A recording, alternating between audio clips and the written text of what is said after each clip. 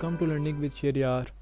आज जिस टॉपिक को हम डिस्कस करेंगे वो बहुत इंपॉर्टेंट है, क्योंकि यही मेथड आगे चल के हमें ये बताएगा कि कैसे हम इक्वेशन को सॉल्व करते हैं मैट्रिक्स में। आज का मेथड हमारे पास है multiplicative inverse of A matrix. Basically हमारे पास इन्वर्स होता क्या है, हमने इससे पहले एडिटिव इन्वर्स देखा था। आज हम देखेंगे मल्टीप्लिकेटिव इन्वर्स, वो भी मैट्रिक्स में।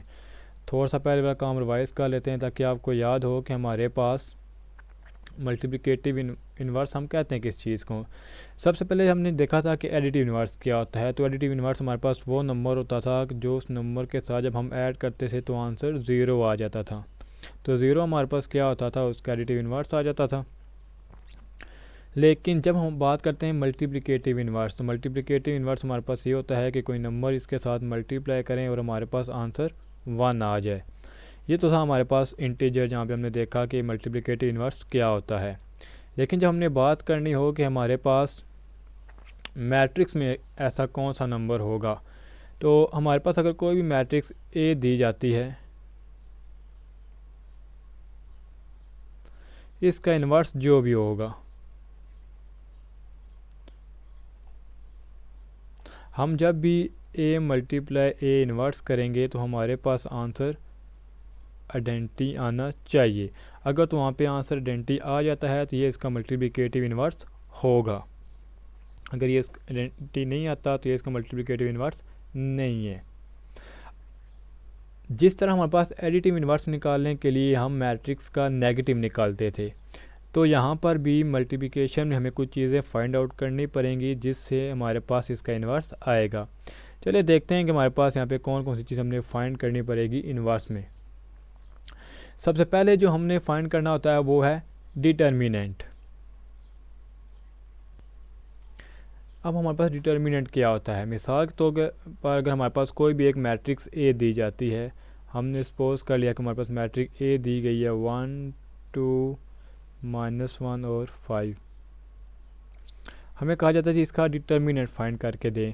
तो डिटर्मिनेंट को हम शो करते हैं कि इसके अराउंड हम ये स्ट्रेट लाइन लगा देते हैं, और यहाँ पे मैट्रिक्स को भी ख़त्म करके हम स्ट्रेट लाइन लगा देते हैं 1 2 -1 और 5।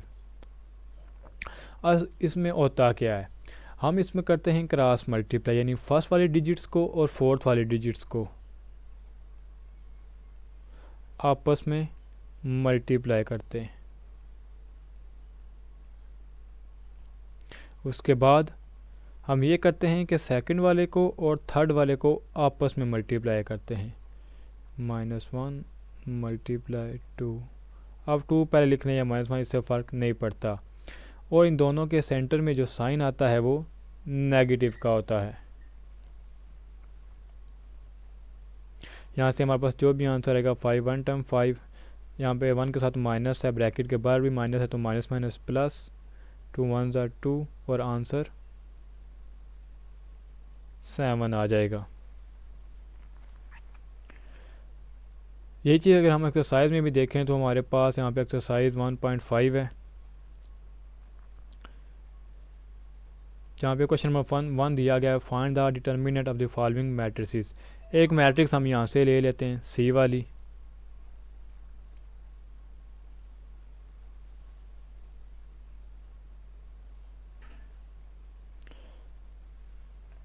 हमने सी मैट्रिक्स ले ली जो कि हमारे पास है 3 2 3 2।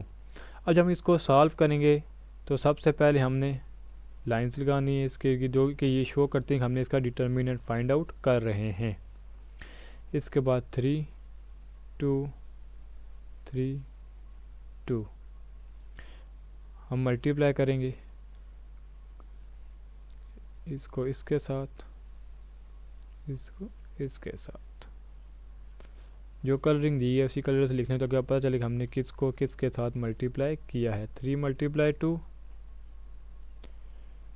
2 × 3,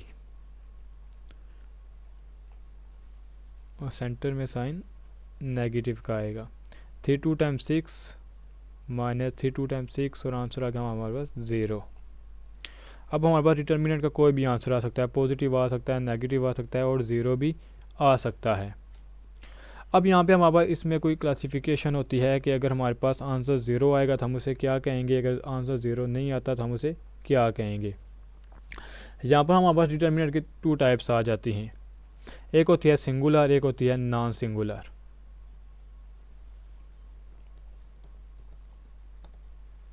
सिंगुलर, नॉन सिंगुलर। अब इन दोनों में फ़र्क क्या होता है। बेसिक फ़र्क हमारे पास ये होता है कि सिंगुलर हम उस मैट्रिक्स को कहते हैं जिसका डिटर्मिनेंट हमारे पास ज़ीरो आ जाता है।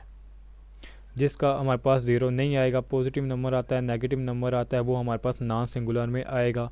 एक एग्जांपल सॉल्व करते हैं। जैसे कि हमारे पास क्वेश्चन नंबर 2 में कहा गया है for which of the following matrices are singular non singular, हमने यहाँ पे फाइंड करना है। तो यहाँ पर हम एक क्वेश्चन सॉल्व करते हैं, डी वाला। इसको सॉल्व करके देखते हैं कि ये सिंगुलर में आएगा या नहीं आएगा। तो इसके लिए हमारे पास डी का डिटर्मिनेंट ले लेते हैं। डिटर्मिनेंट को शो करने के लिए हमारे पास ये दो लाइंस होती हैं, 5 -10 -2 और ये 4 हो गया। सॉल्व करने के लिए क्रॉस मल्टीप्लाई करना होता है, 5 × 4 -10 × -10। ऐसे भी हम मल्टीप्लाई को शो कर सकते हैं। अगर ऐसे नहीं लिखना चाहते तो इसके अलावा हमारे पास मेथड होता है कि हम इनको जस्ट ब्रैकेट में क्लोज कर दें, ये भी मल्टीप्लाई को ही शो करता है। और यहाँ पे सेंटर में साइन हमने कौन सा लगाना होता है, माइनस का। 5 4 टाइम 20 और 10 10 टाइम 20, माइनस माइनस ये जो होगा माइनस और ये वाला माइनस आपस में प्लस हो जाएगा। लेकिन बाहर पहले भी एक माइनस है तो अगेन हमारे पास यहाँ पे माइनस ही आएगा। 20 में 20 ये ज़ीरो। तो हम कह सकते हैं कि हमारे पास ये जो मैट्रिक्स डी दी गई है ये एक सिंगुलर है, क्योंकि इसका जो हमारे पास डिटर्मिनेंट आया है वो ज़ीरो है। डी का डिटर्मिनेंट हमारे पास ज़ीरो है, तो ये हमारे पास सिंगुलर है। एक और एग्जांपल करते हैं, कोई और मैट्रिक्स ले लेते हैं। बी वाली मैट्रिक्स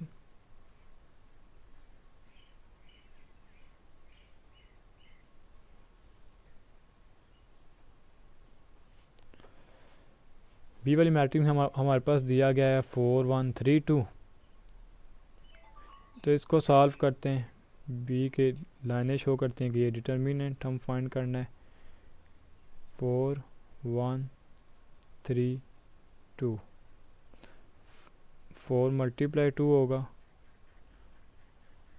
और ये हमारे पास 3 × 1 होगा और यहाँ पे साइन नेगेटिव का। 4 2 टाइम 8 -3 1 3, 8 में से 3 5। अब ये हमारे पास क्या हुआ है कि आंसर ज़ीरो के अलावा आ गया है। तो हम कह सकते हैं कि हमारे पास बी मैट्रिक्स जो है वो ज़ीरो के इक्वल नहीं है, तो ये एक नॉन सिंगुलर है। डिटर्मिनेंट के बाद हमारे पास एक और चीज़ आती है जिसे हम कहते हैं एडजॉइंट।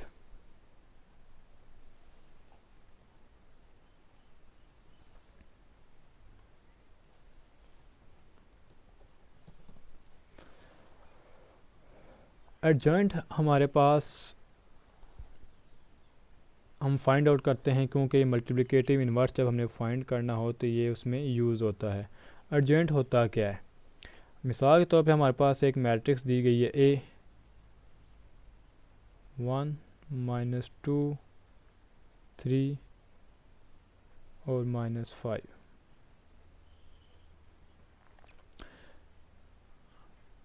एडजॉइंट के लिए हम बस साथ में लिख देते हैं कि short form A D J of A is equal to. अब जब हमने एडजॉइंट फाइंड करना है तो इसका हमारे पास ये मेथड होता है, जहाँ पे भी हमारे पास 2x2 मैट्रिक्स होगी ये वहाँ पे अप्लाई हो सकता है कि फर्स्ट वाले और फोर्थ वाले की पोजीशन आपस में हम चेंज कर देते हैं, -5 और यहाँ पे आ जाएगा 1। इसके बाद हमारे पास जो बाकी दो बचे हैं, सेकंड वाला और थर्ड वाला, हम इनके साइन चेंज कर देते हैं। फिर बता देता हूँ कि एडजॉइंट में हमने ये किया कि फ़र्स्ट वाले और फोर्थ वाले की आपस में पोजीशन चेंज कर दी, सेकंड वाले और थर्ड वाले के हमने साइन चेंज कर दिए। जो पॉजिटिव था वो नेगेटिव हो गया, जो नेगेटिव था वो पॉजिटिव हो गया। अगर हम बुक में देखें तो बुक में हमारे पास क्या कहा गया है, और joint of a square matrix A is equal to A, B, C, D is obtained by the interchanging the diagonal entries and changing the signs of other entries। यानी diagonal पर जो नंबर होंगे उन्हें आपस में चेंज कर देना है और बाकी सबके साइन चेंज कर देने। अब हम आ जाते हैं मल्टीप्लिकेटिव इन्वर्स, हम कैसे इसका फाइंड आउट करेंगे।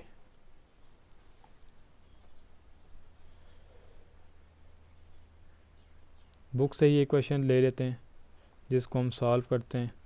क्वेश्चन नंबर 3 में कहा गया है find the multiplicative inverse if it exist. If it exist क्यों कहा गया है आगे चल के बताता हूँ। पहले हम एक क्वेश्चन को सॉल्व कर लेते हैं कि हमारे पास ए दिया गया matrix,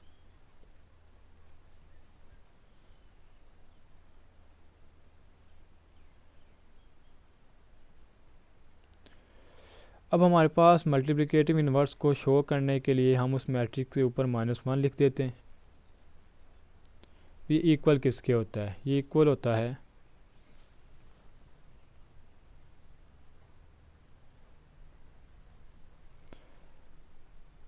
adjoint of A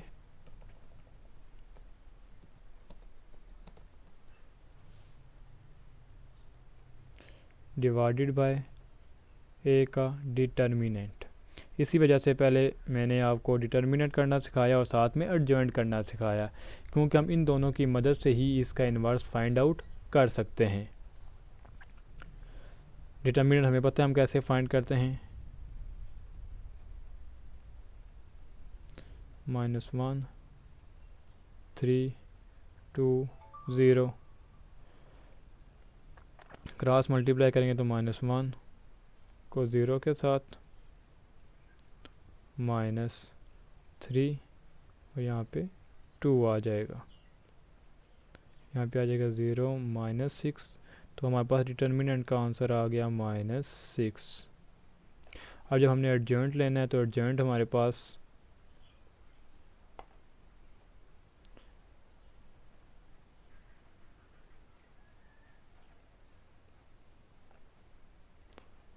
adjoint of ए हमारे पास इक्वल आ जाएगा।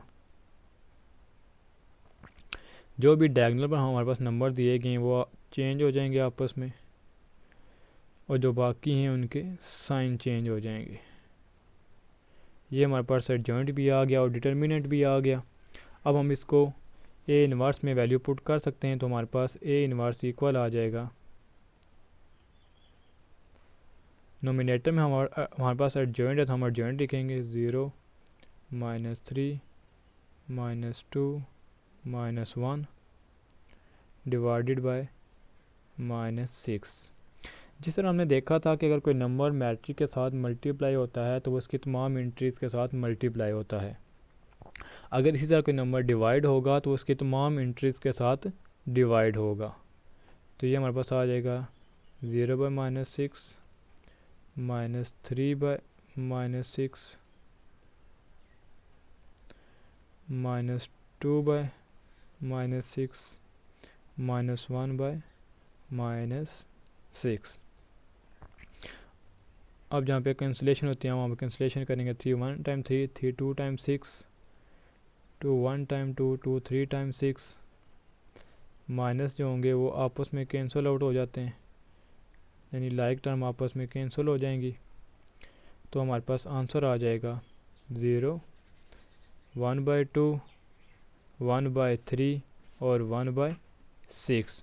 तो इस तरीके से हमने इसका मल्टीप्लिकेटिव इन्वर्स फाइंड आउट कर लिया। अब वहाँ पे एक और बात कही गई थी क्वेश्चन में, इफ़ इज़ एग्जिस्ट, उसकी वजह क्या है। हम एक और यहाँ पे क्वेश्चन ले लेते हैं जिसको सॉल्व करते हैं, वहाँ से हमें पता चलेगा कि वो क्यों कहा गया है। क्वेश्चन नंबर 3 हम सी वाला ले लेते हैं, जो कि हमारे पास मैट्रिक्स सी दी गई है -2 6 3 -9। तो जब हम इसको सॉल्व करेंगे तो हमारे पास पहले हमने फार्मूला लिख लेना है जो हमने यूज़ करना है, कि हमारे पास आता है C inverse is equal to adjoint of सी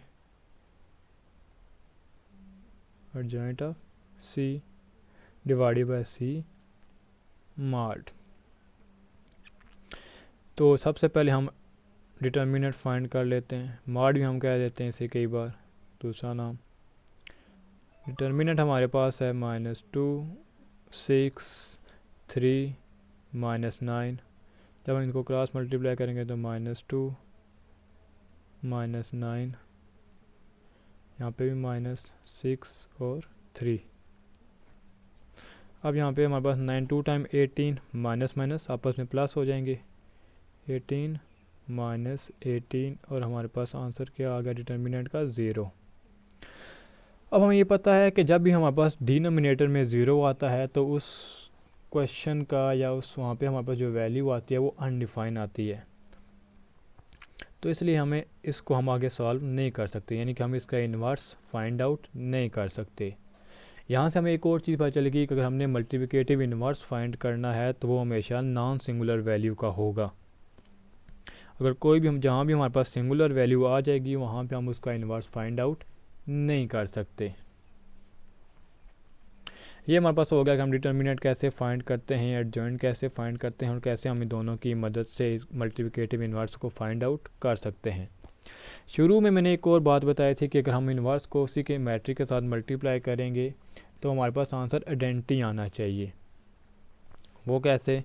जैसे यहाँ पे क्वेश्चन नंबर 5 दिया गया है, determine whether the given matrices are multiplicative inverse of each other, कि हमने देखना है कि ये जो मैट्रिक्स दी गई हैं क्या वाकई आपस में मल्टीप्लिकेटिव इन्वर्स हैं या नहीं। तो इसके लिए हमारे पास दो मैट्रिक्स दी गई हैं, इन दोनों मैट्रिक्स को हम क्या करेंगे, मल्टीप्लाई करके देखेंगे कि क्या वाकई इनका आंसर आइडेंटिटी आता है, क्या एक दूसरे के ये मल्टीप्लिकेटिव इन्वर्स हैं या नहीं है। तो जैसे कि 1.4 में हमने मल्टीप्लाई का मेथड यूज़ किया था वो सेम यहाँ पे यूज़ करेंगे। एक मैट्रिक्स लिख ली साथ में दूसरी, यहाँ पे हम कोई मल्टीप्लाई का साइन नहीं डालते क्योंकि ये जो स्पेस दी जाती है ये मल्टीप्लाई कोई शो कर रही होती है। मल्टीप्लाई करने का रूल वही है कि हमारे पास दोनों मैट्रिक्स हमारे पास 2x2 की हैं तो ये मल्टीप्लाई इनका पॉसिबल है। उसके बाद हमने मल्टीप्लाई कैसे करना होता है, फर्स्ट रो को फर्स्ट कॉलम के साथ मल्टीप्लाई करते हैं, यानी कि फर्स्ट रो को फर्स्ट कॉलम के साथ मल्टीप्लाई करेंगे।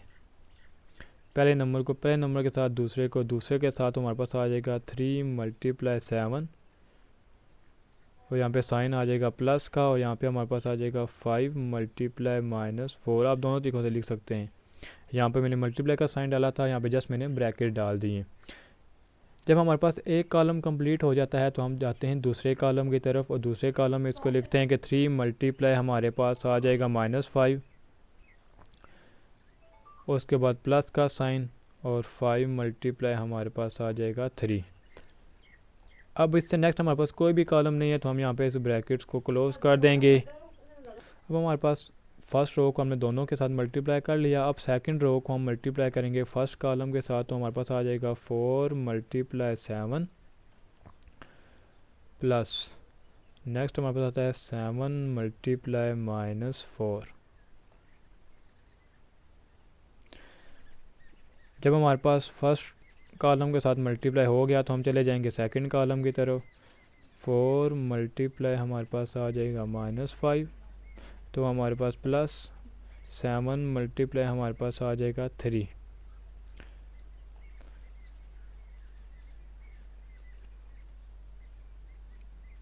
तो यहाँ पे हमारे पास वैल्यू आ जाएगी 21 -20, 7 3 20 और 5 4 टाइम 20 प्लस माइनस माइनस, यहाँ पे आ जाएगा -15 + 15। यहाँ पे वैल्यू आ जाएगी हमारे पास 28 -28। उसके बाद हमारे पास यहाँ पे वैल्यू आ जाएगी -20 + 21।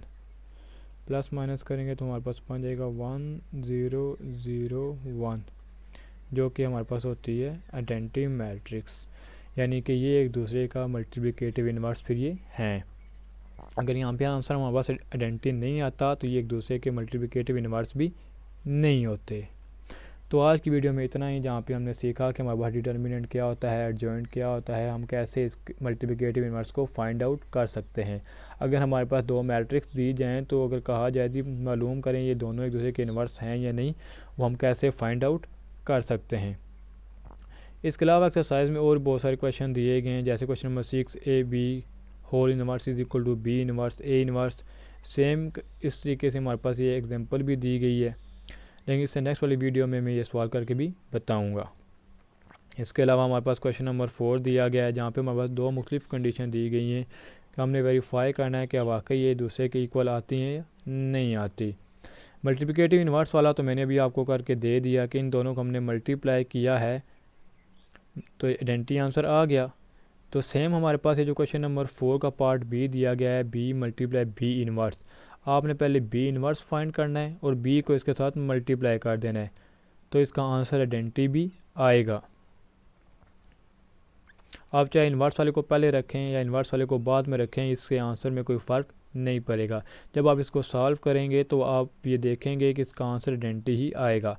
अगले फिर भी आपको कोई प्रॉब्लम होती है तो आप लोग पूछ सकते हैं। Thank you.